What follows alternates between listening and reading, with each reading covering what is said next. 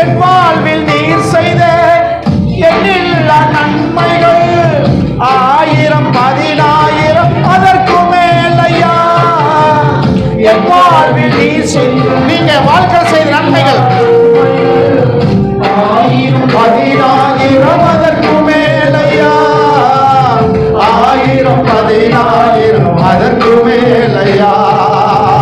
1000 10,000 அதற்கு மேலையா. உம்மை மறவேனா, உம்மை மறவேனா என் இயேசையா, உம்மை மறவேனா. என் தாழ்வில் என்னை நினைத்தீரே, என் இயேசையா உம்மை மறவேனா.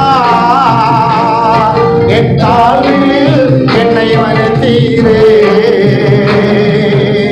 அல்லேலூயா. நீங்க உயர்ந்த நிலைமையில் இருக்கும்போது அநேகர் உங்களை நினைத்து வரலாம். ஆனா நம்ம ஆண்டவர் நாம தாழ்மையில் இருக்கும்போது நம்மளை கண்ணோக்கின தெய்வம். அல்லேலூயா. நீங்க உயர்வான இடத்துல இருக்கும்போது, பதவியாகட்டும், பணமாகட்டும், பொருளாதாரமாக இருக்கட்டும், எந்த காரியம் பூமியில எதெல்லாம் உயர்வுன்னு நினைக்கிறீங்களோ, உயர்வா இருக்க நேரத்துல அநேக நம்மளை தேடி வரலாம். ஆனால் தாழ்மையா இருக்கும் போது, கஷ்டப்படும் போது, உபத்திரப்படும் போது, நெருக்கப்படும் போது நிச்சயமா யார் நம்ம கூட இருக்கிறத பார்த்தா ஆண்டவர் இயேசு கிறிஸ்து மாத்திரம் தான். அருமையான ஒரு காரியங்கள் நம்ம பார்த்தோம். அவன தாழ்மையில இருக்கும் போது நம்மளை ஆண்டவர் கண்ணோக்கினார். நம்ம உயர்ந்த நிலைமையிலும் நம்மளை ஆண்டவர் கண்ணோக்குகின்ற இருக்கிறார். அல்லேலூயா. ஆனா ஜனங்களுடைய பார்வைதான் கஷ்டத்தில் இருக்கும் போது கர்த்தர் நோக்கி பார்க்கிறாங்க. கஷ்டம் நிவர்த்தியான பிறகு, பொருளாதாரத்தில் உயர்த்தப்பட்டு இருக்கும் போது ஆண்டவர் மேல வைக்கிற பார்வை வேற பக்கம் என்ன செஞ்சிருது? திரும்பி போய்விடுகிறது. எதன் பக்கம் தெரியுமா? அழிந்து போகிற உலகத்தின் மேல, சரிங்களா, அழிந்து போகிற பொருளாதாரத்தின் மேல, அழிந்து போகிற சொத்துக்கள் மேல, அழிந்து போகிற மனிதர் மேல போட்டி போட்டுக்கொண்டு, நீ இது செஞ்சிருக்கியா, நான் இது செய்யறேன் பாரு. தோட்டங்களையும் துறவைகளையும் வீடுகளையும் ஆடு மாடுகளையும் இப்படியாக பொருளாதார ரீதியில இன்னைக்கு கண்கள் மாறி போனபடினால தேவன் நம்ம மேல வைத்திருக்க பார்வை மாறல. ஆனா நாம ஆண்டவர் மேல வச்சிருக்க பார்வை மாறிடுச்சு. எத்தனை பேர் ஒத்துக்கொள்றீங்க? அல்லேலூயா. பக்கத்துல சொல்லுங்க, இத உங்களுக்கு சொல்லல. ஸ்தோத்திரம். இந்த நாளில கர்த்தருடைய வார்த்தை நம்ம கேட்க இருக்கிறோம். இந்த செய்தியுடைய தலைப்பு ஒன்று நீங்க போட்டீங்கன்னா, கை கொடுக்கும் கை. அதை அப்ப நீங்க கை கொடுத்தீங்க, கை கொடுக்கும் கை. அப்ப யாருக்கு யார் கை கொடுப்பது, யாருக்கு யார் கை கொடுத்திருக்காங்கன்னு வேதத்துல சில காரியங்களை நாம ஆழமாய் நாம பார்ப்போம். எத்தனை பேர் ஆவலா இருக்கீங்க? ஹல்லேலூயா. இந்த காணொளி மூலியமாக அநேகர் ஸ்தோத்திரம் தொலைபேசி மூலியமா தொடர்பு கொண்டிருக்கிறார். ஸ்தோத்திரம். அநேகர் வாழ்த்துக்கள் சொல்லிருக்கிறாங்க. ரொம்ப பயனுள்ளதா இருக்கிறது என்று சொல்லி அநேகர் சொல்லி நம்மளை உற்சாகப்படுத்தி கொண்டிருக்கிறாங்க.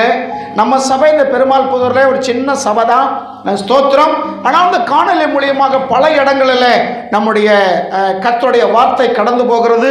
ஒரு பெரிய கடலுக்குள்ள கடல் மாதிரி இருக்கு. பெரிய பெரிய ஜாம்பவான்கள் இருக்கிறாங்க. பெரிய பெரிய பெரிய ஆட்களெல்லாம் இன்னைக்கு இந்த ஸ்தோத்திர காணொளி மூலியமாக, ஸ்தோத்திர யூடியூப் மூலியமாக நிறைய செய்திகள் போட்டுக்கிட்டு இருக்காங்க. ஒரு பெரிய கடல் மாதிரி இருக்கு.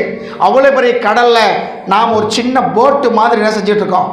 அது மிஷின் போட் அல்ல, துடுப்பு போட்டு மாதிரி நாம ஒரு பக்கத்தில் என்ன செஞ்சுக்கிட்டு இருக்கோம், போய்கிட்டு இருக்கிறோம். இதை உற்சாகப்படுத்துங்க.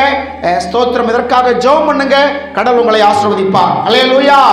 இன்னைக்கு காலையில செய்தி நம்ம போட்டிருந்தோம், இதயம் கொழுந்து விட்டு எரியவில்லையா. அப்படித்தானே? இதயம் கொழுந்து விட்டு எரியவில்லையா. ரொம்ப பேர் நினைக்கிறாங்க எங்களுக்கு இதயமெல்லாம் எரியல, வகுறு தான் என்ன செய்யுது, எரிஞ்சுக்கிட்டு இருக்கு. யாரை பார்த்து? உலகத்தான் பார்த்தல்ல.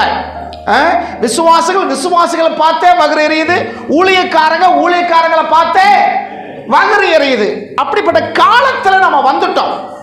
உலகத்தன் என்னென்னமோ காரியம் செய்யறான், அவனை குறித்து கேர் பண்ண மாட்டேங்கிறான். ஒரு விசுவாசி கொஞ்சம் ஆசீர்வாதம் வந்தா, எங்களுக்கு பின்னாடி வந்தவங்க அவங்க எப்படி இருக்காங்க பாரு. ஏன் உங்களுக்கு ஏன் அந்த வகுத்தெரிச்சல்? அப்ப நீங்க கடவுளுக்குடைய காரியங்களில் உண்மையா இருந்தால் அவர்களை ஆசீர்வதிக்கிற உங்களை ஆசீர்வதிக்க மாட்டாரா? அல்லேலூயா. அந்த பாஸ்டர் பாருங்க, எனக்கு பின்னாடி 10 வருஷத்துக்கு பின்னாடி வந்தாரு. அவர் பாருங்க பெரிய சபை கட்டிட்டாரு. ஒரு வகுத்தெரிச்சல். உலகத்தான் இன்னைக்கு விற்கிற கோயில்களை பல கோடிகள் செலவு செஞ்சு கட்டிக்கிட்டு இருக்கான். அது மேல என்ன செய்ய மாட்டேங்கிறாங்க? போராமையே இல்ல, வகுத்தெரிச்சலே இல்லை. ஆனா ஒரு ஊழியக்காரர் கஷ்டப்பட்டு உபத்திரப்பட்டு எத்தனை காரியங்களையோ சந்திச்சு ஒரு ஆலயத்தை கட்டாருன்னா என்ன வருது? அநேகருக்கு எரிச்சல் வருகிறது. இது மற்றவர்கள் நம்ம சொல்றோம், அவங்க அப்படிதான் இருப்பாங்க. கர்த்தருடைய பிள்ளைகள் நமக்கு சொல்றது அதான். இன்னைக்கு செய்தி போட்டிருக்கோம் யூடியூப்ல. நம் இதயம் கொழுந்து விட்டு எரியவில்லை. எப்பொழுது எரியும்? எரிஞ்சிச்சு அந்த இதயம். வேத வசனங்கள் அவர் நம்மிடத்துல சுட்டி காட்டும் போது நம் இதயம் கொழுந்து விட்டு எரியவில்லையா? வேத வசனங்கள் நமக்குள்ளாக சில காரியங்கள் உணர்த்தும் போது நம்ம இதயம் என்ன செய்யணும்? கொழுந்து விட்டு எரியணும். வகிறு எரியக்கூடாது. என்ன செய்யணும்? இதயம் எரிய வேண்டும்.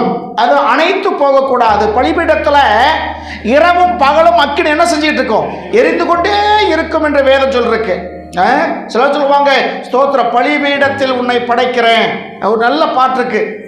பலிபீடத்தில் என்னை பரனே படைக்கிறேன் இந்த வேளை, ஜெய பெற்று மாமிசம் சாக ஆண்டு நடத்தியலோ.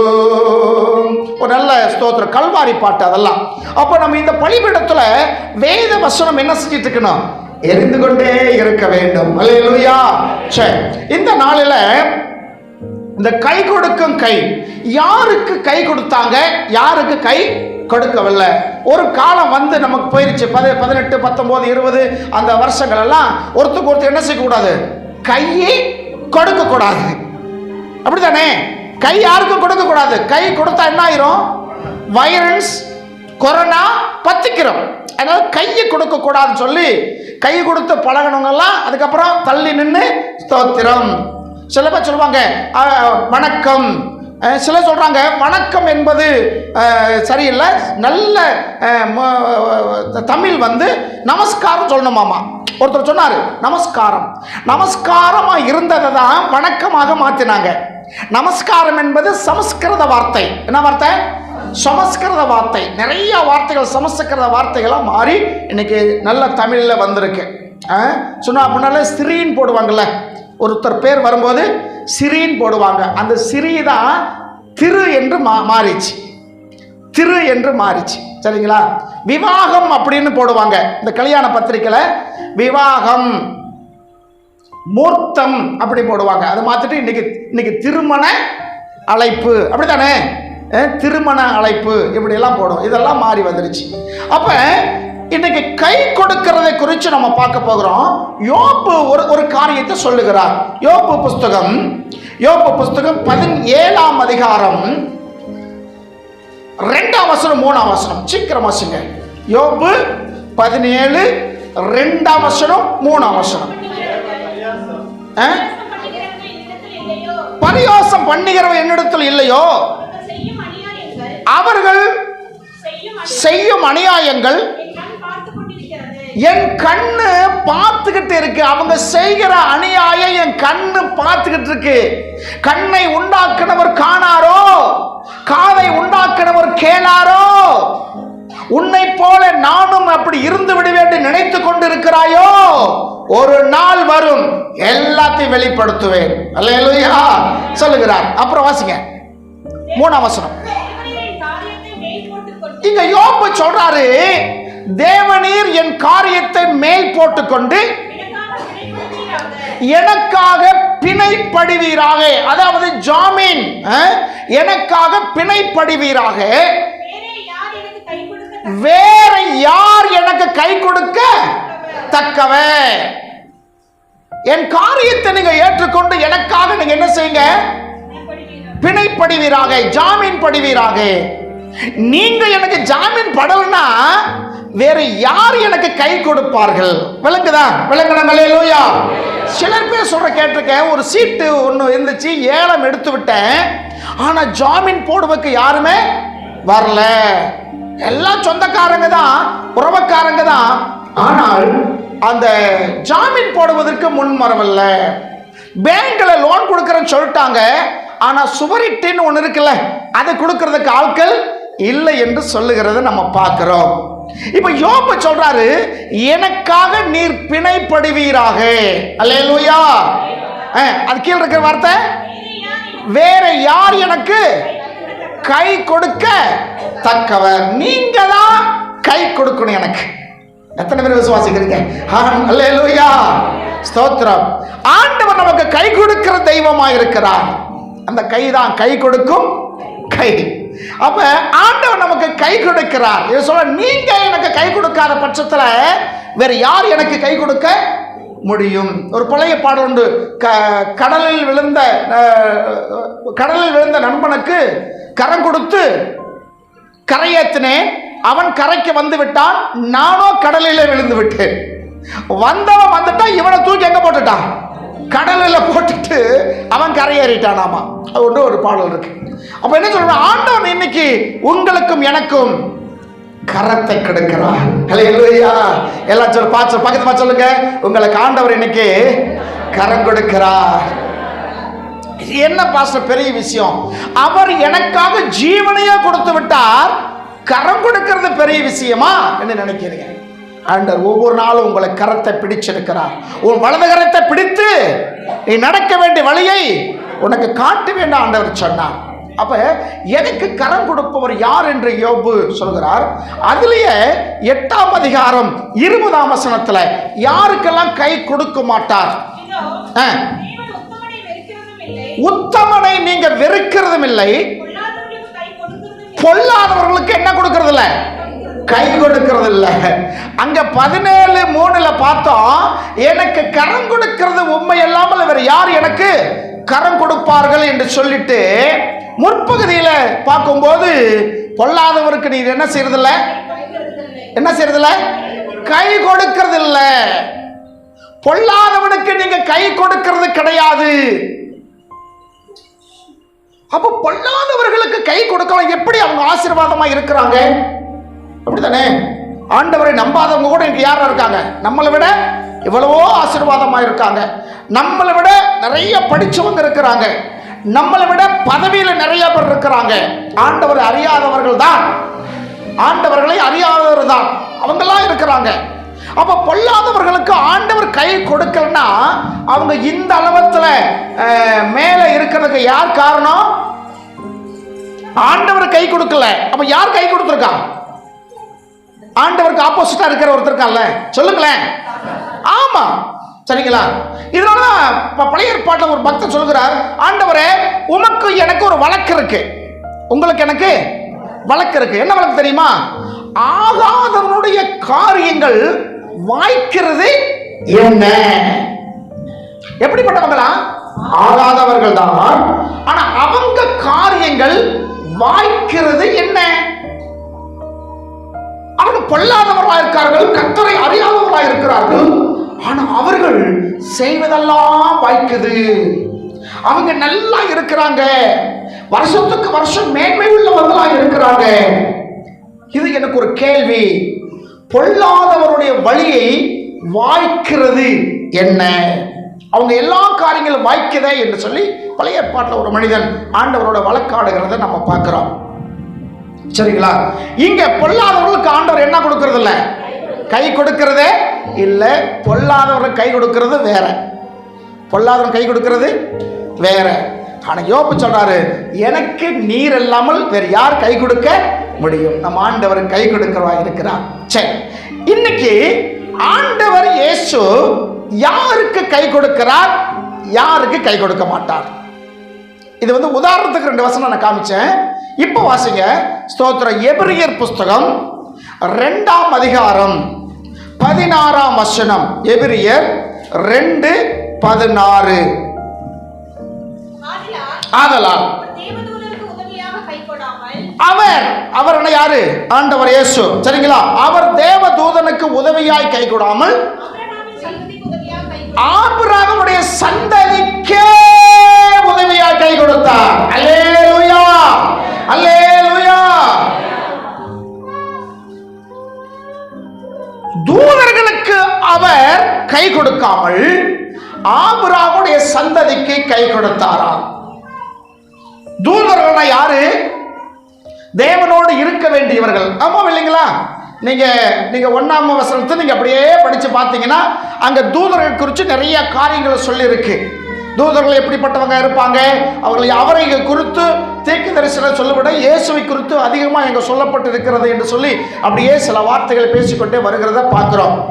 அப்ப இங்க எபிரியர் எழுதின ஆக்கியோர் அங்க என்ன சொல்றாரு?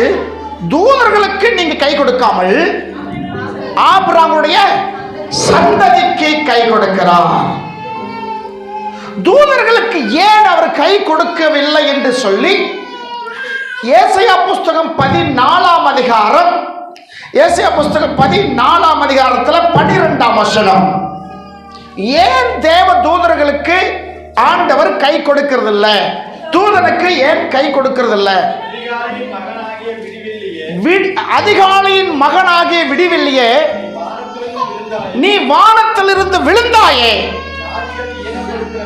ஜாதிகளை ஈனப்படுத்தினவனே, நீ தரையில விழ வெட்டப்பட்டாயே. சரிங்களா? அதிகாலை மகனாகிய விடிவெள்ளியே, நட்சத்திரமே என்றெல்லாம் இந்த லூசிபரை குறித்து அங்க எழுதப்பட்டிருக்கிறது. ஏன் இவன் விழுந்தான்? தேவதூதனா இருக்க வேண்டியவன் ஏன் விழுந்தான்? தரையில விழ வெட்டப்பட்டாயே என்று பார்க்கிறோம். ஜாதிகளை ஈனப்படுத்தினவனே, அதிகாலை மகனாகி விடிவெள்ளியே, நீ அநேகருக்கு ஆசீர்வாதமாக இருக்க வேண்டியவன், இன்னைக்கு நீ விழுந்து விட்டாயே, தரையில விழுவதற்கு நீ வெட்டப்பட்டாயே, ஜாதிகளை ஈனப்படுத்தினவனே என்று பயங்கரமா. அது கீழே நிறைய வசனங்கள் இருக்கு, அது வீட்டில் போய் படிச்சு பார்த்துக்கிடுங்க. அங்க நிறைய காரியங்கள் சொல்றதுக்கு பார்க்கிறோம். இங்க இந்த தூதர்கள் விழுகிறதுக்கு என்ன காரணம்? பெருமை, மேட்டிமை. பெருமை உள்ளவனுக்கு கர்த்தர் எப்படி நிற்கிறார்? எதிர்த்து நிற்கிறார் வேதத்தில் வாசிக்கிறோம். அதுக்கு மேலும் கீழே இருக்க வசனங்களை படிச்சு பார்த்தீங்கன்னா அங்க சொல்லப்பட்டிருக்கிறது, நான் வானத்துக்கு ஏறுவேன், வடபுறங்களில் ஆராதனை கூடங்களை உட்கார்ந்து கொள்ளுவேன், ஆண்டவருக்கு நான் சமமாவேன், இப்படின்னு அவனை தன்னைத்தானே உயர்த்த உயர்த்த உயர்த்த ஆண்டவர் அவனை கீழே கீழே கீழே தள்ளினார். ஆமென். அவன் தன்னைத்தானே உயர்த்தி கொண்டு போனான். ஆண்டவர் அவனுடைய சிந்தனைகள் அருந்து அவனை கீழே இறக்கிவிட்டார். ஆண்டவர் அவன் சபிச்சு பூமியில வந்தபடினால ஆண்டவர் உலகத்தை உண்டாக்கின எப்படி செய்வாரு? நேர்த்தியாய் செய்வார். அப்படித்தானே? அவர் எதை செய்தாலும் ஒழுங்கும் கிரமமாய் செய்கிற ஆண்டவர் எல்லாத்துக்கும் தெரியும். அல்லேலூயா. நீங்க ஆதியாகம புஸ்தகத்தில் 1ஆம் அதிகாரத்தில் நீங்க பாத்தீங்கன்னா, ஆதியில தேவன் வானத்தையும் பூமியை உண்டாக்கினார். பூமியானது ஒழுங்கின்மையும் வெறுமையா இருந்துச்சு. ஆண்டவர் உண்டாக்கின பூமி ஒழுங்கு இல்லாம இருக்குமா? ஒழுங்கு இல்லாம இருக்குமா? வெறுமையா இருக்குமா? சொல்லுங்களேன். இருக்காது. அப்ப முதல் வசனம், ஆதியிலே வானத்தை பூமியை என்ன செய்தார்? உண்டாக்கினார். அவர் தான் எல்லாத்தையும் உண்டாக்கினார். உண்டானவைகள் எல்லாம் அவரால் இல்லாமல் ஒன்றுமே உண்டாகவில்லை என்று வேதம் சொல்லப்பட்டிருக்கிறது. என் அருமையான தேவ சனமே, அப்படி இருக்கும்போது இங்க 2ஆம் வசனத்தில் என்ன சொல்லிருக்கு? பூமியானது ஒழுங்கின்மையும் வெறுமையா இருந்துச்சா? தேவனை பண்ணினால் ஒழுங்கும் கிரமமா செய்வார். எப்படி இது ஒழுங்கின்மை வெறுமையா இருந்துச்சு? சபிக்கப்பட்ட இந்த தூதன் வந்த உடனே ஆண்டவர் மேல இருந்த கோபம் பூமியை என்னாக்கிட்டான்? எல்லாத்தையும் அடிச்சு நொறுக்கி சின்ன பின்னமாக்கிட்டான். ஒரு எதிரி ஒரு வீட்டுக்கு வர்றான் அடிக்கிறதுக்கு, அந்த நேரத்தில் அந்த எதிரி அந்த வீட்டில் இல்லைன்னா அவனுடைய கோபம் எது மேல காட்டுவான்? அவனுடைய வீட்டு மேல காட்டுவான். அவன் வீட்டில் எதெல்லாம் இருக்கும் எல்லாத்தையும் அடிச்சு நொறுக்குவான். ஏன்னா அவனுக்கு அந்த கோபம். சரிங்களா? இப்ப ஆண்டவரை அவனால ஒண்ணும் பண்ண முடியாது. ஆகையினால ஆண்டவர் உண்டாக்கின பூமியை என்ன ஆக்கினான்? எல்லாத்தையும் வெறுமையாக்கினான். ஸ்தோத்திரம். ஆனா அதற்காக தான் இந்த தூதர்களுக்கு ஆண்டவர் என்ன கொடுக்கல? கை கொடுக்கல. ஏன்னா அவன் பெருமை உள்ளவனாய் இருந்தான். பெருமை. சில சொல்லுவாங்க பெருமை எருமையை விட பெருசு அப்படின்னு. பெருமை என்பது பயங்கரமான ஒரு காரியம். சரிங்களா? தாழ்மை உள்ளவர்களுக்கு கர்த்தர் என்ன கொடுக்கிறார்? கிருபை அளிக்கிறார். என்னாலும் என் வாழ்வில் ஆதாரம் நீர்தானே, நீர்தானே. என்னாலும் என் வாழ்வில் ஆதாரம் நீதானே. உம்மருகில் வந்த பின்னே என் பாரம் மறந்தேனே. என்னாலும் என் வாழ்வில் ஆதாரம் நீதானே. உம்மருகில் வந்த பின்னே என் பாரம் மறந்தேனே.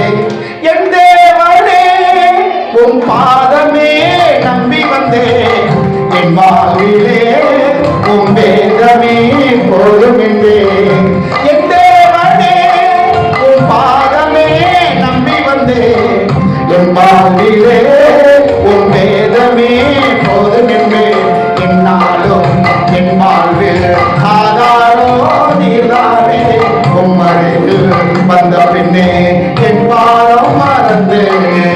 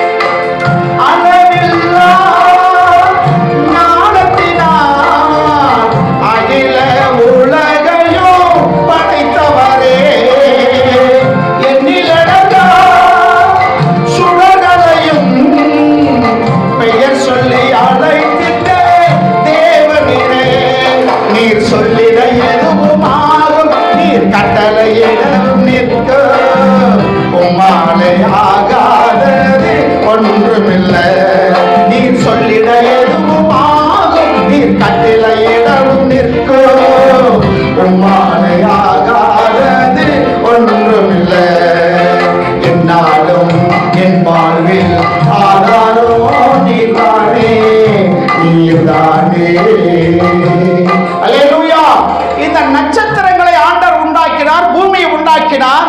ஆனா இந்த சாத்தானோ எல்லாத்தையும் ஒழுங்கில்லாமையும் வெறுமையாக ஆக்கிவிட்டான். இப்ப இன்னைக்கு நம்ம வீட்டுல எப்படிப்பட்ட ஆவி கிரியை செய்து கொண்டு இருக்கிறது? ஆண்டவர் ஒழுங்கும் கிரமமா இருக்கும்படி செய்தார். அல்லேலூயா. அதுக்கு கீழே வசனம் அப்படியே நீங்க படிச்சு பாத்தீங்கன்னா, ஸ்தோத்திரம், ஏசாயா 14ஆம் அதிகாரத்துல பூமியை வனாந்தரமாக்கி ஆக்கினான் இருக்கு. உலகத்தை எப்படி ஆக்கிட்டான்?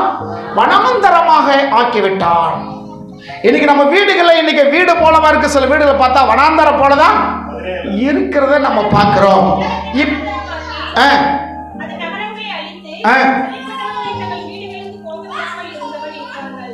இதெல்லாம் பிசாசு செய்கிற காரியம். தூதனா இருந்தவன் சபிக்கப்பட்டு இந்த பூமியில வந்து அவன் செய்கிற காரியத்தை இந்த பகுதியில் நம்ம வாசிக்கிறோம். சரிங்களா? இப்ப இது என்ன நான் சொல்ல வர்றோம்னா, தூதர்களுக்கு அவர் கை கொடுக்காமல் யாருக்கு கை கொடுத்தாரா?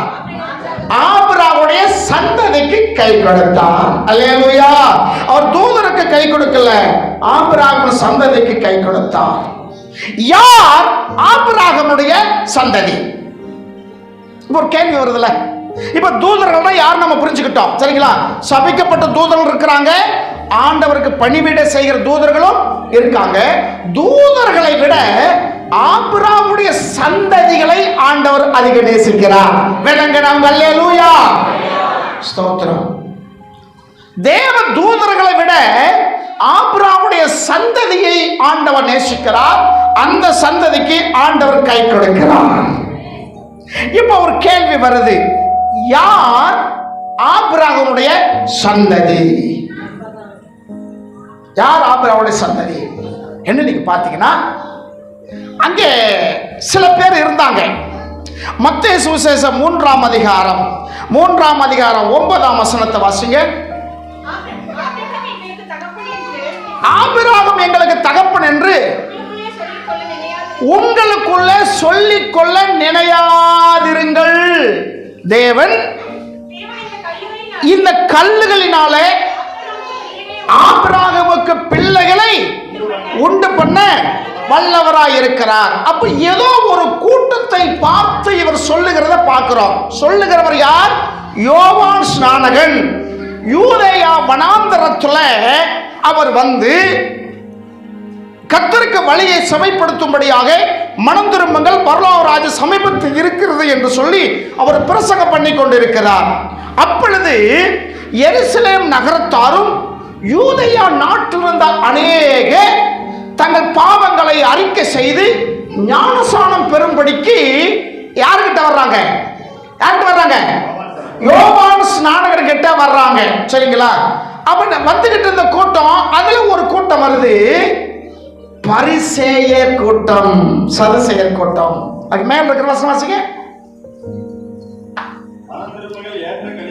அது கீழே கவனிங்க. பரிசேயரும் சதுசேயர்களும் அநேகர் தங்களிடத்தில் ஞானசானம் பெறும்படி வந்தார்கள். பரிசேயரும் சதுசேயரும் யோவான் ஸ்நானகரிடத்தில் ஞானசானம் பெற வந்தார்கள். அவங்களை பார்த்துதான் யோவான் ஸ்நானம் சொன்னான், விரியின் பாம்பு குட்டிகளே, வரும் கோபத்தை இருந்து தப்பித்துக் கொள்வதற்கு உங்களுக்கு வகை காட்டினவன் யார் என்று சொல்லி அவங்களை பார்த்து பயங்கரமாய் ஆக்ரோஷமாய் பேசுகிறார். தன்னிடத்தில் ஞானசானம் பெற வருகிறவர்களை பார்த்து இவர் இப்படியாக பேசுகிறார். சரிங்களா? வந்தவங்க யாரு? சதுசேயர், பரிசேயர். இவர்கள் தான் தன் மாமிசத்தை மேலே நம்பிக்கை வைத்தவர்கள். ஒரு பாரம்பரியம் ஒன்று இருக்குல்ல, பாரம்பரியத்தை குறித்து பெருமை பாராட்டுகிறவர்கள் யாரு? இந்த சதுசேயரும் பரிசேயரும். இவங்களுக்குள்ள என்ன இருந்தது தெரியுமா? என்ன இருந்தது? ஆபிரகாம் எங்களுடைய தகப்பன், ஆபிரகாம் எங்களுடைய தகப்பன் என்ற ஒரு கர்வம் அவங்களுக்குள்ளாக இருந்தது. அவங்களை பார்த்ததான் யோவான் சொன்னாரு, விரியின் பாம்பு குட்டிகளே, நான் பாரு பரிசேயரை சதுசேயரை, நீங்கள் ஆபிரகாமின் குமாரன் என்று என்ன சொல்லாதீங்க,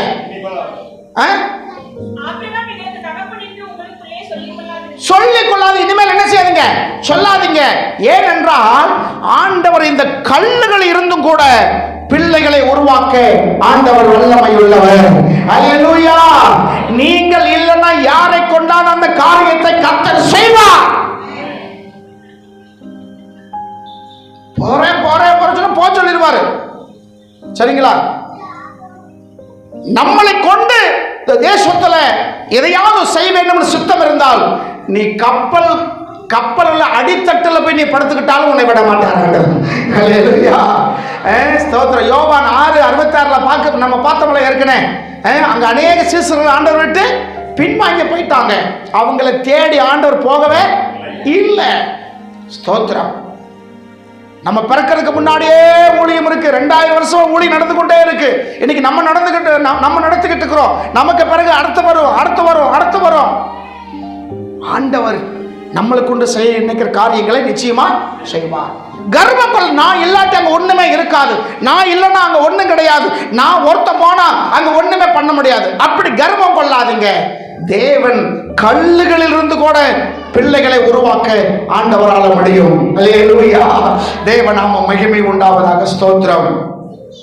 அது மாத்திரமல்ல, இவங்களுக்குள்ள குணங்களை இன்னொரு இடத்துல நான் உங்களுக்கு சுட்டி காட்டுறேன். யோவான் சுவிசேஷத்துல ஸ்தோத்திரம் 9ஆம் அதிகாரம் 34ஆம் வசனம். இந்த முழு அதிகாரத்துல ஒரு மனிதனை குறித்து பார்க்கிறோம். பார்வையற்றவனாக இருந்தான், அவனை ஆண்டவர் அவனை சுகமாக்குகிறார். சரிங்களா? ஒரு சேர் உண்டாக்கி சேரில் அவன் கண்ணு மேல பூசி நீ சீலோன் குளத்தை போய் கழுவு என்று சொன்ன உடனே அந்த பார்வையற்ற மனிதன் பார்வை பெற்றுக் கொண்டான். பார்வை பெற்றுக்கொண்ட பிறகு அதுவரைக்கும் அவனை ஏளனமாய் பார்த்தவர்கள் எல்லாருமே இன்னைக்கு பார்வை பெற்றுக்கொண்ட விஷயத்தை அறிந்து கொண்டு, நீ இந்த வேலை செஞ்ச நாள் இன்னைக்கு ஓய்வு நாளாக இருக்குது என்று சொல்லி அவனை மிகவும் தொந்தரப்படுத்துகிறத நம்ம பார்க்கிறோம். இப்ப அந்த மனிதனை குறித்து நம்ம பார்க்க போறதில்ல, அது பெரிய சப்ஜெக்ட், அதுக்குள்ள நம்ம போகல. இப்ப 34ஆம் வசனம் வாசிங்க. அவர்கள் அவனுக்கு பிரயுத்தரமாக. 30ஆம் வசனத்தை நீங்க படிச்சு பார்த்தீங்கன்னா ஒரு சூப்பரான மெசேஜ் ஒரு செய்தி இந்த பரிசேயர் சதுசேயருக்கு சொல்லுகிறார். சரிங்களா? வாசிங்க, 30ஆம் வசனம் வாசிங்க.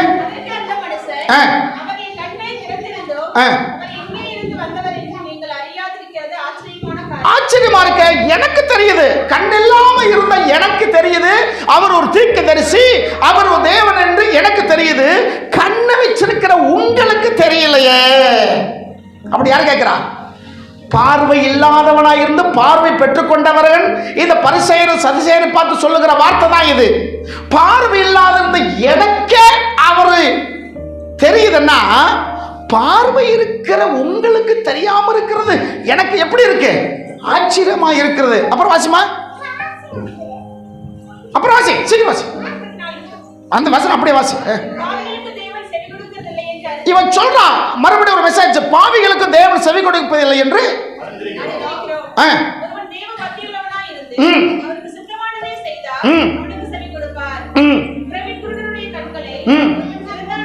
பிறவி குருடனுடைய கண்களை ஒருவன் திறந்தான் என்று உலகம் உண்டான நாள் முதற்கொண்டு கேள்விப்படவில்லையே. இவர், அதாவது என் கண்களை திறந்தவர் தேவனிடத்திலிருந்து வராமல் இருந்திருந்தால் ஒன்றும் செய்ய மாட்டாரே என்று இந்த பரிசேயர் சதுசேயர் படித்தவர்கள், மேதாவிகள், பொறுப்பில் இருக்கிறவங்க, பெரிய பெரிய அந்தஸ்துல இருக்கிறவங்களை பார்த்து நேற்று வரைக்கும் பிச்சை கேட்டுக் கொண்டிருந்த ஒருவன் சுவிசேஷம் அறிவிக்கிறார். விளங்குறவங்க அல்லேலூயா, விளங்காதவங்க அல்லேலூயா. எல்லாத்துக்கும் விளங்கிச்சு. விளங்குதுங்களா? சதுசேயர் பரிசேயர் படித்தவர்கள், சமுதாயத்தில் மேன்மையாக இருக்கிறவர்கள், பாரம்பரியத்தில் ஆபிரகாமுடைய சந்ததி என்று சொல்லக்கூடியவர்கள், அவர்களை பார்த்து நேற்று வரைக்கும் வழியிலே பிச்சை கேட்டுக் கொண்டிருந்த மனிதன், அப்படித்தானே, வழியிலே அமர்ந்து கொண்டிருக்கிற மனிதன், அவன் இன்னைக்கு சுவிசேஷம் சொல்லுகிறான். சரிங்களா?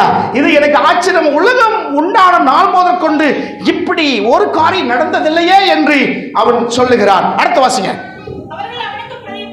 அவர்கள் அவனுக்கு பிரயத்தனமாக, எவர்கள்? எவனுக்கு? பரிசேயரும் சதுசேயரும் இவரை குற்றம் கண்டுபிடிக்க வந்த கூட்டம் இருக்குல்ல, அவர்கள் இந்த குருடனை பார்த்து, குருடனாய் இருந்து பார்வை பெற்றுக் கொண்ட மனிதனை பார்த்து இப்படியாக சொல்லுகிறார்கள். அவர்கள் அவனை பார்த்து, இல்ல நல்லா படிங்க, ஆமா, முழுவதும் பாவம். நீ பிறந்து எப்படி பிறந்திருக்கிற? முழுவதும் பாவத்தில் பிறந்திருக்கிற. அப்படி என்ன அர்த்தம்? நீ முழுசா பாவத்தில் பிறந்திருக்க, நாங்க எப்படி பிறந்தவங்க? பாவம். சரிங்களா? இப்ப இவங்க சொல்றாங்க, நீ முழுசா எதுல பிறந்திருக்கிற? பாவத்தில் பிறந்திருக்கிற நீ எனக்கு நீ போதிக்கிறாயோ? அப்ப என்ன அர்த்தம்? ஒரு சூப்பரான ஒரு போதனை பிரசங்கம் பண்ணிட்டான்னு அர்த்தம். ஹல்லேலூயா. ஒரு அருமையான ஒரு பிரசங்கத்தை, ஒரு போதகத்தை பண்ணிட்டான். என்ன போதகம்? இதுவரைக்கும் கேள்விப்படாதையா, கடவுள்கிட்ட இருந்து வராம ஒரு தெரிந்ததா, என் கண்ணை திறந்திருக்க முடியுமா? இது எவ்வளவு பெரிய ஆச்சரியமான காரியம். கண்ணில்லாத எனக்கே அவரை தெரியுதுன்னா கண் இருக்கிற உங்களுக்கு தெரியலையா? அப்படின்னு அவங்களுக்கு கோபம் வர்ற மாதிரியே என்ன செஞ்சிட்டான்? பேசிட்டான். அதனால அவங்களுக்கு கோபம் வருது. முழுசா பாவத்தில் பிறந்த நீ எங்களுக்கு போதிக்கிறாயோ என்று சொல்லுகிறான். இப்ப என்ன அர்த்தம்? இவங்களுக்குள்ள என்ன இருக்கு?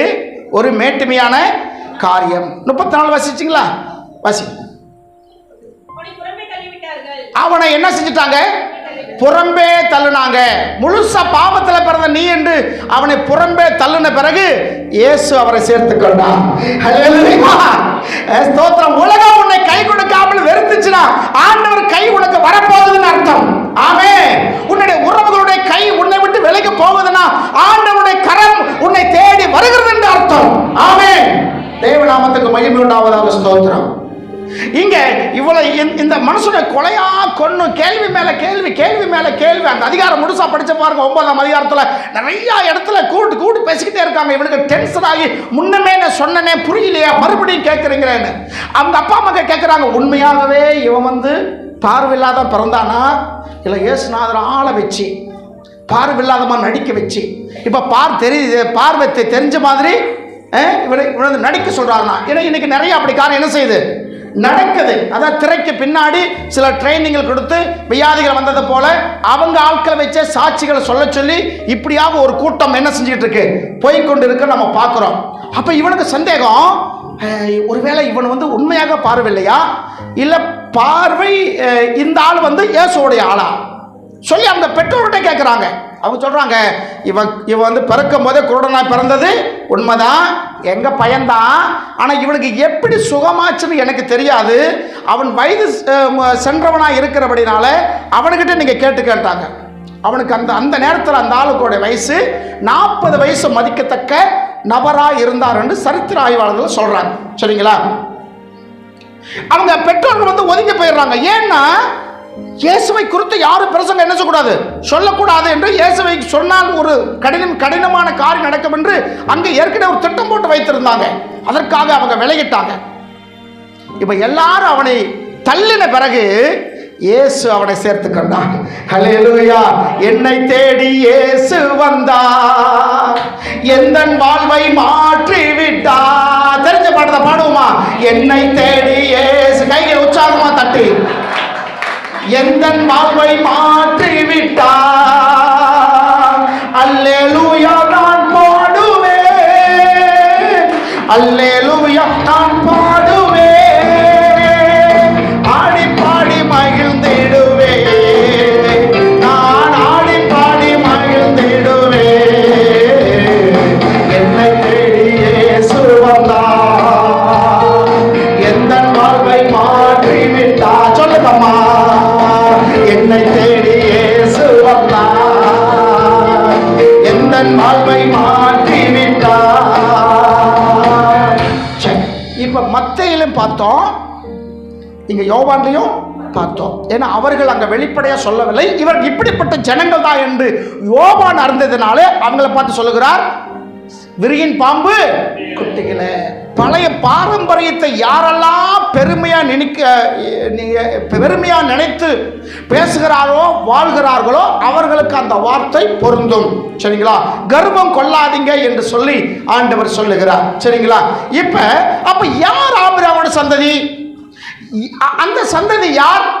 அவர்களுக்கு ஆண்டவர் எப்படி கரம் கொடுப்பார் என்று பார்த்தீங்கன்னா, ஸ்தோத்திர கலாத்தியர் புஸ்தகம் எடுத்துக்கங்க, எல்லாம் எடுத்துக்கங்க. ஸ்தோத்திர கலாத்தியர் புஸ்தகம் 3ஆம் அதிகாரம் 7ஆம் வசனம். 3ஆம் அதிகாரம் 1ஆம் வசனத்தில் பார்த்தீங்கன்னா, புத்தி இல்லாத கலாத்தியரே என்று சொல்லி அவரை பவுல் பயங்கர கோபப்பட்டு அதை அப்படியே பேசிக்கிட்டே வருகிறார். நீங்க வீட்டில் போய் பார்த்துங்க. ஆவியிலே ஆரம்பம் பண்ணின நீங்கள் மாம்சத்துல முடிவை காண போகிறீர்களோ? ஆகையினாலதான் உங்களை நான் சொல்லுகிறேன், புத்தி இல்லாத கலாத்தியரே, நீங்க இவ்வளவு அறிவில்லாமல் இருப்பீங்களா என்று சொல்லி பவுல் அவங்களை பயங்கரமாய் கோபத்தோடு பேசுகிறார். ஏன்னா அந்த கலாத்த சபை ஸ்தோத்திரம் பவுலால உருவாக்கப்பட்ட சபையா இருந்ததினால இப்ப அவர் சிறைச்சாலையில் இருந்து கொண்டு கடிதம் எழுதுகிறத நாம பார்க்கிறோம். சரிங்களா? இப்ப அந்த வசனம் வாசிங்க. ஸ்தோத்திரம் 7ஆம் வசனம். ஆகையால் கவனிங்கம்மா, விசுவாச மார்க்கத்தார் எவர்களோ அவர்களே ஆபிரகாமுடைய பிள்ளைகள். கை தட்டி ஆமென் சொல்லுவோமா? அல்லேலூயா! இப்ப தெரியுதா?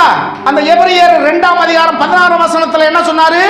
தூதர்களுக்கு அவர் கை கொடுக்காமல் ஆபிரகாமுடைய சந்ததி, அதாவது பிள்ளைகளுக்கு கை கொடுத்தார் சொல்லி.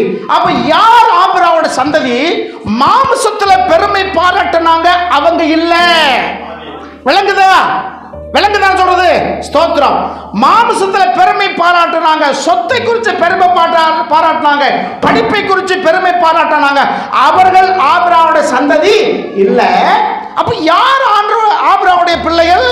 விசுவாச மார்க்கத்தார் எவர்களோ அவர்களே ஆபிரகாம் பிள்ளைகள்.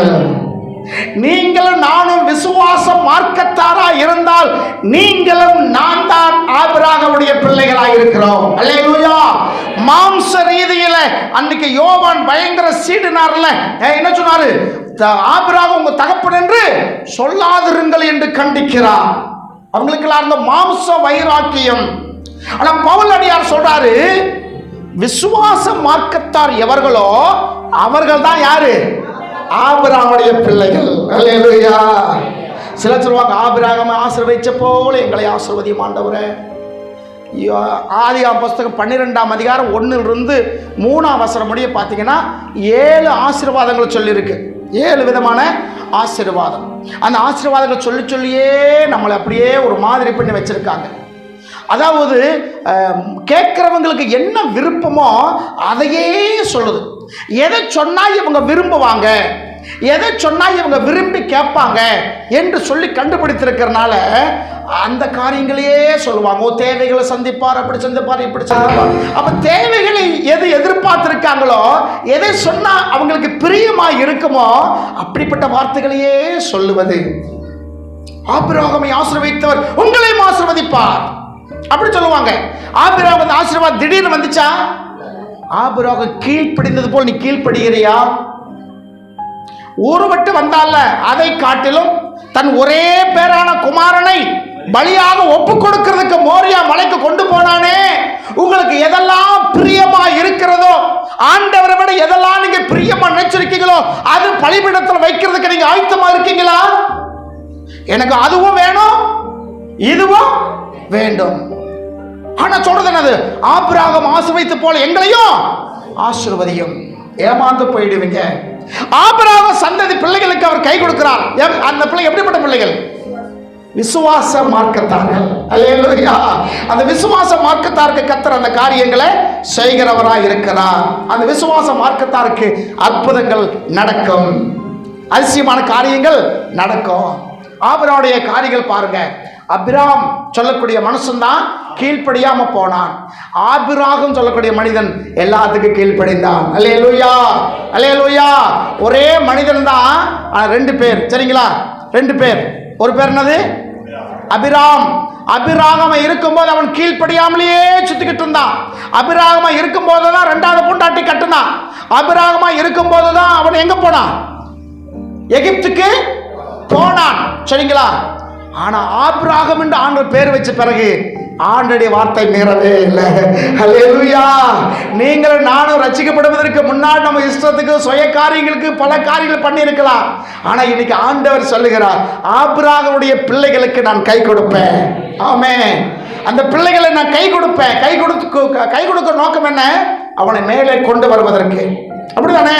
மேலே கொண்டு வருவதற்கு ஒரு உறவுக்கு கை கொடுப்போம். அரசியல் சொல்றாங்க, பொலிட்டிக்கல் இருக்கிற தலைவர்கள், முன்னாடி இருந்த காலம் சென்ற ஸ்தோத்திர முத்தமிழ் அறிஞர் கலைஞர் சொல்லுவார், அதாவது உரிமைக்கு குரல் கொடுப்போம், உறவுக்கு கை கொடுப்போம். உரிமைக்கு குரல் கொடுப்போம், உரிமைக்கு கை கொடுப்போம்னு சொன்னாங்க. நம்ம ஆண்டவர் உரிமைக்கும் உறவுக்கும் கை கொடுக்கிறாங்க. ஆமென். தேவ நாமத்துக்கு மகிமை உண்டாவதாக. ஸ்தோத்திரம். இங்க சொல்லப்பட்டிருக்கிறது, அவன் விசுவாச மார்க்கத்தார் யாவரும் ஆபிரகாமுடைய பிள்ளைகள், அவங்களுக்கு கை கொடுத்தார். 2 பேரை மட்டும் நான் அடையாளம் சொல்லிட்டு நான் முடிச்சிடறேன். நீங்க வீட்டில் போய் அதை ஒரு காரியங்கள் நீங்க இது பண்ணிக்கிடுங்க. 2 பேருக்கு கை கொடுத்தார். ஆபிரகாமுடைய பிள்ளைகளுக்கு 2 பேருக்கு என்ன செய்தார்? கை கொடுத்தார். அவங்க எப்படிப்பட்ட நிலைமையில இருந்தார்கள்? அப்படி இருந்தவர்களை ஆண்டவர் கை கொடுத்ததுனால அவங்க வாழ்க்கையில் நடந்த மாற்றங்கள் 2 காரியத்தை உங்களோடு நான் பகிர்ந்து கொள்ளலாம்னு வருகிறேன். ஸ்தோத்திர லூக்கா சுவிசேஷம் ஸ்தோத்திர 13ஆம் அதிகாரம் 10ஆம் வசனத்தில் இருந்து 16ஆம் வசனம் முடிய ஒரு சம்பவம் வருகிறது. இவங்க உங்களுக்கு நன்றாக தெரிந்தவர்கள் தான். இந்த அம்மாவை குறித்து யாரும் தெரியாதவர்கள் இல்லை. ஒரு ஓய்வு நாளில் இயேசு ஜெப ஆலயத்தில் பிரசங்கம் பண்ணி கொண்டிருந்தார். ஆமா இல்லைங்களா? ஒரு ஓய்வு நாள் 10ஆம் வசனம். ஒரு ஓய்வு நாளில் ஜெப ஆலயத்தில் போதகம் பண்ணி கொண்டிருந்தார். சரிங்களா? ஜெப ஆலயத்தில் ஓய்வு நாள். இயேசுநாதரும் கூட ஒரு ஓய்வு நாளும் தவறி போகாமல் எல்லா ஓய்வு நாளும் எங்க வந்தார்? ஜெப ஆலயத்துக்கு வந்தார். ஆனா இயேசுநாதரை விட நம்ம பெரிய ஆட்கள். நமக்கு என்ன இல்லை, நேரம் கிடைக்கிறது இல்லை. அப்படிதானே? நமக்கு நேரமே எல்லாத்துக்கும் நேரம் ஒதுக்கி வச்சிருக்கிறோம். ஆனா ஜெபத்துக்கு வருவதற்கும் ஆராதனை வருவதற்கும் எத்தனை தடைகள், எத்தனை போராட்டம், போராடி வர வேண்டியது இருக்கு. சரிங்களா? கரெக்டா ஆலயத்துக்கு புறப்புற ஒரு அரை மணி நேரத்துக்கு முன்னாடி தான் வீட்டுக்காரர் என்ன வாங்கிட்டு வருவாரு? மட்டன் வாங்கிட்டு வருவார். சூப்பரா குழம்பு வச்சுட்டு வா. எப்ப ஏன் மற்ற நாள் கிடைக்காதா? மட்டன் கிடைக்காதா? கிடைக்காத பொருளா? ஆலயத்துக்கு புறப்புற அந்த நேரத்தில் மீன் வாங்கிட்டு வருவார். வந்து இது குழம்பு வை. எங்க இனிமேல் எப்படி செய்யறது? வெயினா வைக்கணும், இல்லாட்டி சர்ச்சுக்கே போவார். எனக்கு சர்ச்சை விட எது முக்கியம்? மட்டன் தான் முக்கியம். எப்படியாவது தடை பண்ணல. பிசாசுடைய தந்திரங்கள் அதெல்லாமே. இயேசுநாதர் இந்த பூமியில் வாழ்ந்த நாட்களில் ஒரு ஓய்வு நாள் கூட, என்ன அன்னைக்கு ஓய்வு நாள் சனிக்கிழமை இருந்தது சரிங்களா, ஒரு ஓய்வு நாள் கூட ஆண்டவர் என்ன செய்யறதில்ல, ஜெபாலயத்துக்கு போகாம இருந்ததே கிடையாது. அல்லேலூயா. சரி, வழக்கம் போல இவர் போய் ஜெபாலயத்தில் நிற்கும் போது அங்க கூணு விழுந்து ஒரு ஸ்திரீ இருந்தா. இந்த அம்மா உங்களுக்கு தெரியும், 1 வருஷம் 2 வருஷம் கூண் அல்ல, எத்தனை வருஷம், 18 வருஷமாக எல்லளவும் நிமிர முடியாத பயங்கர கூனியா இருந்தாள். அவன் கீழே தான் பார்த்துட்டு போவா. அந்த அம்மா ஜெபாலயத்துக்கு வரும்போதெல்லாம் அந்த அம்மாவை பார்த்து எத்தனை பேர் கேலி செஞ்சாங்கன்னு தெரியல. கேலி நிச்சயமா செஞ்சிருப்பாங்க. எப்படின்னு, இந்த கிழவிக்கு என்ன வந்துச்சு, இப்படி கஷ்டப்பட்டுக்கிட்டு கோயிலுக்கு போகணுமா, ஜெபாலயத்துக்கு போகணுமா, சும்மா வீட்டில இருந்து ஜெபிச்ச ஆண்டவர் ஜெபத்தை கேட்க மாட்டாரா? எத்தனையோ பேர் இந்த அம்மா காது கேட்க சொல்லியிருப்பாங்க. அவங்க சொன்னதெல்லாம் இந்த அம்மா பொறுப்படுத்தல. ஆனால் 18 வருடமாய் அந்த அம்மாவுக்கு அந்த என்ன இருந்தது, அந்த கூனி விழுந்திருந்தது. எல்லாரும் நினைச்சாங்க அது வியாதின்னு நினைச்சாங்க. ஆண்டவர் கண்டுபிடிச்சார், அது பலவீனப்படுத்துகிற ஒரு ஆவி, அது பலவீனப்படுத்த ஒரு ஆவி என்று கண்டுபிடிச்சார். இப்ப ஜெபாலயத்தில் நிறைய பேர் இருந்திருப்பாங்க. ஆனா இயேசு அவளை கண்டான். அல்லேலூயா. யாரை கண்டான்? பிரதிபலனை எதிர்பார்க்காமல் அநேகர் தன்னை ஏசினாலும் அநேகர் தன்னை பேசினாலும் ஆண்டவர் ஆலயத்துக்கு வருவதற்கு நிற்காமல் தொடர்ச்சியாய் வந்த அந்த அம்மா மேல கர்த்தருடைய கண்கள் பட்டது. ஆமென். தேவநாம மகிமையுண்டாவதாக. அந்த அம்மாவுக்கு ஒரு நம்பிக்கை இருந்தது, இந்த பூமியில நான் கூனியா இருந்தாலும் மறுமையில நான் கூனியா இருக்க போவதில்லை. ஹல்லேலூயா. இந்த பூமியில நான் கூனி உள்ளவனாக காணப்பட்டாலும் மறுமையில நிச்சயமா நான் அப்படி இருக்க போறதில்லை. தேவ தூதர்களை போல இருப்போம் என்று வேதம் சொல்லி இருக்கிறது. ஆமென். தேவநாம மகிமையுண்டாவதாக. அவளை கூப்பிடுகிறார். அத்தனை பேர் இருந்தாலும் அவள் மேல் ஆண்டோட கண்கள் பட்டு கூப்பிட்டா. இதெல்லாம் நம்ம ஏற்கனவே பார்த்துருக்கிறோம். வந்து என்ன ஆக்குறார்? 16ஆம் வசனமா, இயேசு அவளை கண்டு அழைத்து உன் பலவீனத்திலிருந்து பட்டாய், உடனே அவள் நிமிர்ந்து, எவ்வளவும் நிமிரக்கூடாது இருந்த அவள் நிமிர்ந்தாள். அல்லேலூயா. இன்னைக்கு கடன் பிரச்சனையா, வியாதி சோகமா, குடும்பத்தில் நெருக்கங்களா, நிமிர முடியல, சில பேர் சொல்லுவாங்க நிமிர முடியாத கஷ்டப்பட்டு நினைக்கிறீங்களா, ஆண்டவரிடத்தில் வந்தால் உங்களை நிமிர்த்துவார் ஆண்டவர். அல்லேலூயா. தேவநாம மகிமையுண்டாவதாக.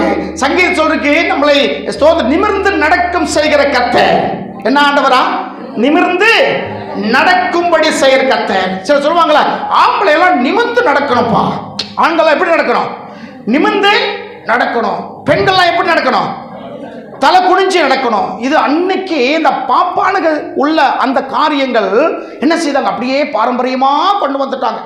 பெண்களுக்கு முதலிடம் கொடுக்காமல் எல்லாத்தையும் மட்டத்தட்டி ஏதோ நம்ம வீட்டில் ஒரு உபயோகிற அப்பப்போ தேவைப்படுற ஒரு பொருள் அந்த மாதிரி நினச்சிக்கிட்டு இருந்தாங்க. அன்னைக்கு இருக்கிற பெண்கள் அப்படி இருக்கணும்னு சொன்னாங்க. இன்னைக்கும் சொல்றாங்க, பொம்பளை பிள்ளைன்னா எப்படி நடக்கணும்? தலை குனிஞ்சு நடக்கணும். உண்மையில் நீங்கள் டவுனில் போய் பாருங்க, ஒரு பிள்ளை தலை நிமிர்ந்து நடக்கிறதே இல்லை. எல்லா பிள்ளையும் எப்படி செய்கிறாங்க? செல்லை பார்த்துக்கிட்டு குனிஞ்சுதான் என்ன செய்கிறாங்க? இப்படியே தான் குளிஞ்ச தலை நிமிராத அப்படி சொல்லுவாங்களே, அந்த மாதிரி. இப்போ ஆண்டவர் நம்மளை நிமிர்ந்து நடக்கும்படி செய்கிறார். எந்தெந்த இடத்துலாம் நீங்கள் கூடி குறுகி நடந்தீங்களோ அந்த இடங்களில் ஆண்டவராக தேவன் உங்களை நிமிரும்படி செய்கிறார். அல்லேலூயா. ஏனால் நீங்கள் ஸ்தோத்திரம் ஆபிரகாமுடைய பிள்ளைகள், உங்களுக்கு கர்த்தர் கரத்தை கொடுத்திருக்கிறார். ஆமென். அது கீழே இருக்கிற வசனம் வாசிங்க.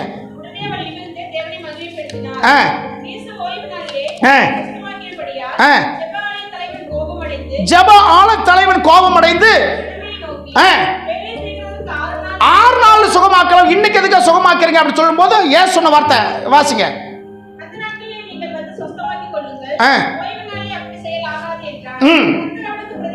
கர்த்தர் அதற்கு பெரிய உத்தரமாக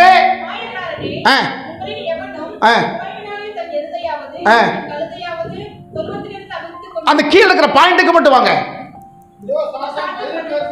சாத்தான் 18 வருஷமாய் கட்டி இருந்த ஆபிரகாமுடைய குமாரத்தியை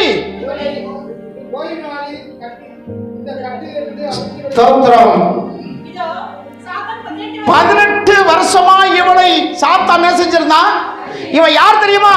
ஆபிரகாமுடைய குமாரத்தி. கைது நினைச்சமாண்டவருக்கு அல்லேலூயா.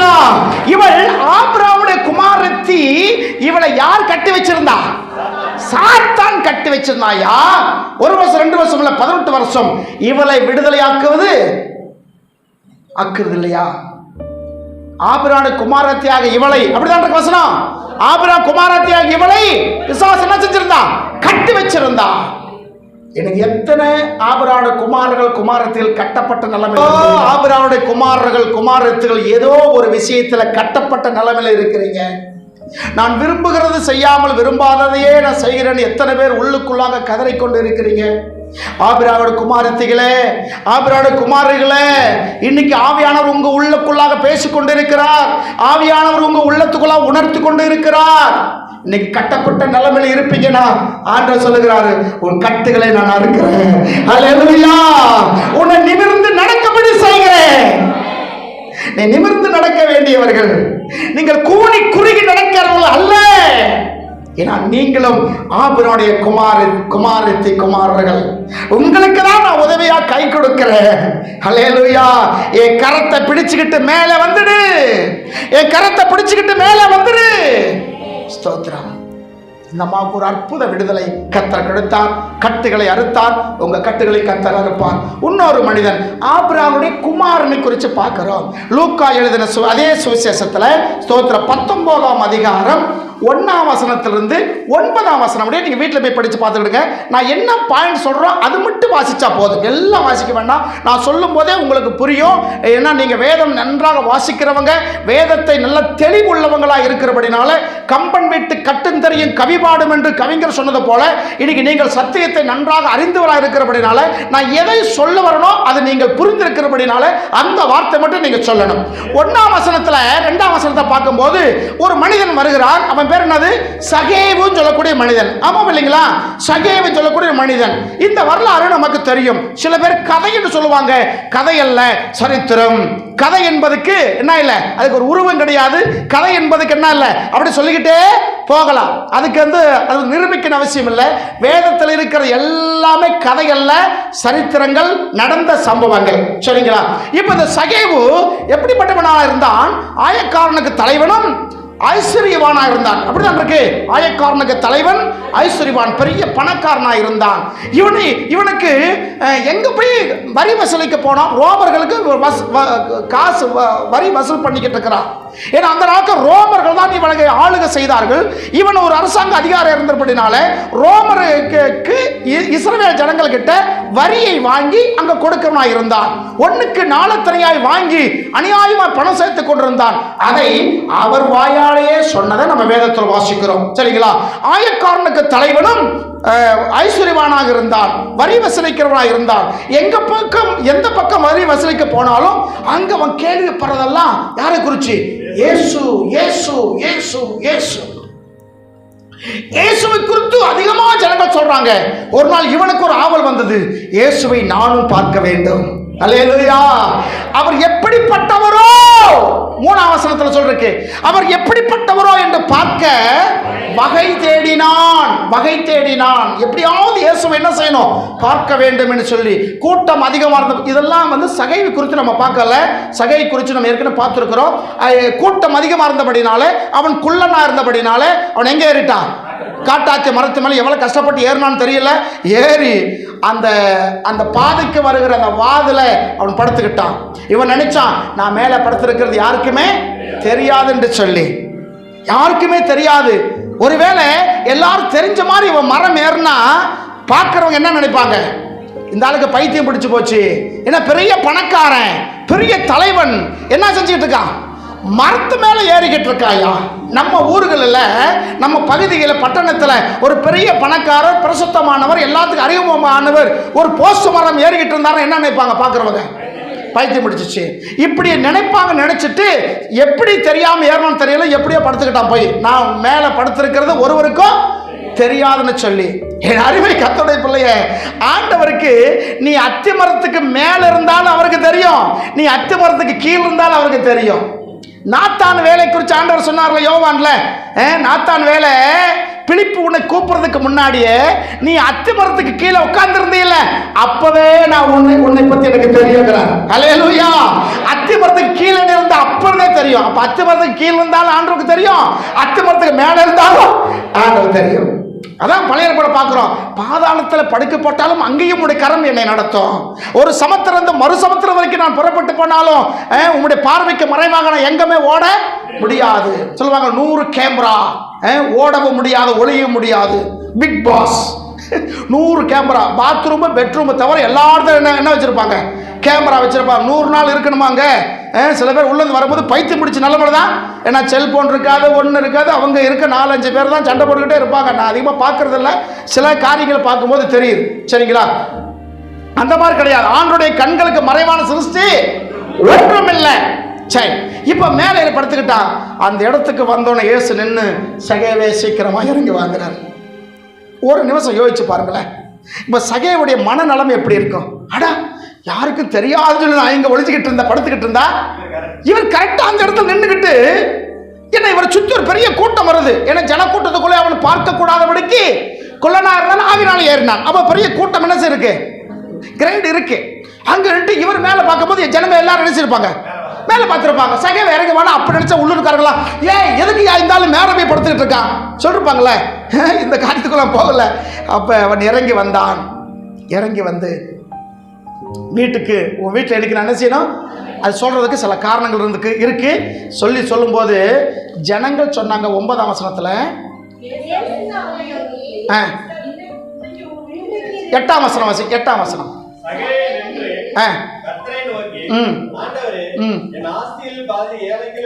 கொடுத்துறேன். அதுக்கு மேல இருக்க 4ஆம் வசனமா, அத பாவியானா இவர் வீட்டில் தங்க போகிறாரு சொல்லி ஜனங்க சொன்னாங்களே. இவர் இயேசுவை பார்த்து நினைச்சாங்க, இவர் அவன் யாரு, பாவியான மனுஷன் வீட்டை தங்க போறாரே என்று சொன்னாங்க. அவன் நினைச்சான் 2ஆம் வசனத்துல, நான் தலைவன், ஆயக்காரனுக்கு தலைவன். சரிங்களா? நான் பெரிய தலைவன், 2வது பெரிய பணக்காரன். சொல்லுவாங்களே, எப்படியோ அந்த ஆளு அறிவாளியா, எப்படியோ பணத்தை சேர்த்துட்டான். அவன் கெட்டிக்காரன் சொல்றாங்களே, கெட்டிக்காரன். அவங்க அப்பா மாதிரி இல்லை, எப்படியோ பணத்தை சேர்த்துட்டான், எப்படியோ வீடு வாசல் கட்டிட்டான், எப்படியோ நல்லா வந்துட்டான். எப்படியோன்னா புரிஞ்சுக்கங்க, எப்படியோ என்ன வந்துட்டான், பணத்தை சேர்த்துட்டான். விளங்குறா சொல்ல உங்களுக்கு? இப்படி நினைச்சாங்க. பணத்தை சேர்க்கிறவன் கெட்டிக்காரனும் உலகம் பேர் வைக்கும், திறமைசாலி என்று உலகம் பேர் வைக்கும். இன்னும் என்னென்ன வார்த்தைகளை கூட நீங்க போட்டுக்கோங்க. இதெல்லாம் உலகத்தால் சொல்றது. இவன் நினைச்சான், நான் கெட்டிக்காரன், பணத்தை சேர்த்திருக்கிறேன், பதவியில் இருக்கிறேன் அப்படின்னு என்ன செய்தான் நினைச்சான். ஆனா ஊர்க்காரங்க ஒரு பேர் வச்சாங்க. என்ன பேரு? பாவி. ஏசு சொன்னார், இன்னைக்கு உன் வீட்டில் தங்கணுப்பான்னு சொன்ன உடனே இவங்க சொன்னாங்க, பாவியான இவன் வீட்டில் தங்கம்படி போகிறாரே. நீ நினச்சிக்கிட்டு இருக்கலாம், நான் பெரிய பணக்காரன், பெரிய படிப்பாளி, என்ன புத்திசாலி, ஒரு பெரிய பேக்ரவுண்டு எனக்கு இருக்குது, அந்த ரவுண்டு இந்த ரவுண்டு இருக்குன்னு சொல்லி.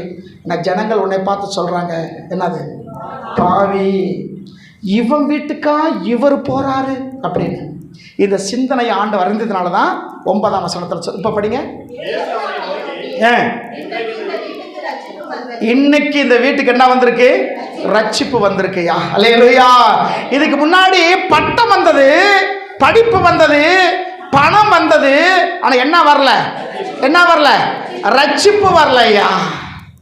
இதுக்கு முன்னாடி என்னென்னமோ வந்துச்சு வீட்டுக்கு, ஆனா ரட்சிப்பு வரல.